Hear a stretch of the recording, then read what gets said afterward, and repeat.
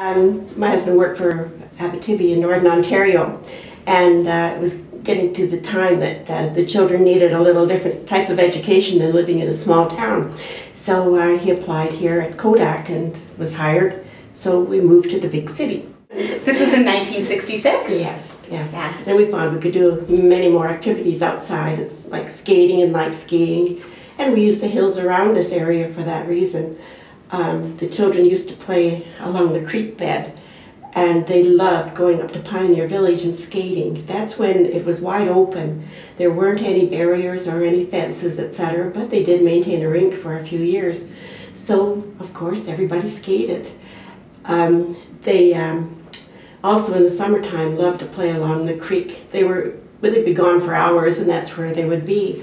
But we also used to take our artwork, our art supplies, our lunch, and shovels, and they would play in the forest. That's now part of the apartment building that are over there. And they found petrified wood and salamanders, and of course we brought some wood home in the wagon, and in general it was just a happy time to be wandering in the bush over there.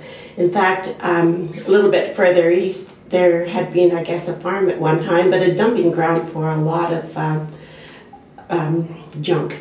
And we used to go there on Sundays and collect pink rocks and pieces of marble and pieces of granite that had been part of tombstones and some cobblestones. So of course we bought the wagon and brought them all home, and they're still in my garden. So do you feel that if you brought your kids to another more urbanized portion of Toronto, that they would have had the same childhood that they had living in Black Creek? No, we were very happy to see that it was really undeveloped at that time. They had the best time to be here, and even at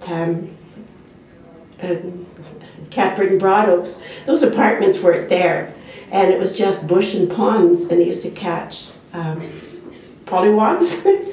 And it was, you know, there were tree houses in there too. It was quite rustic, I would say, at that time, and then things started to change slowly. The apartment buildings came in, but this, because we were new to the city, it was a family thing, and you know, you felt sad and sometimes lonely because your friends are all way back up north, but it brought the children together, and we all had a purpose in finding things, and some of the fruit trees even bloomed, and we picked pears, and we had big baskets of pears for anyone that did come in.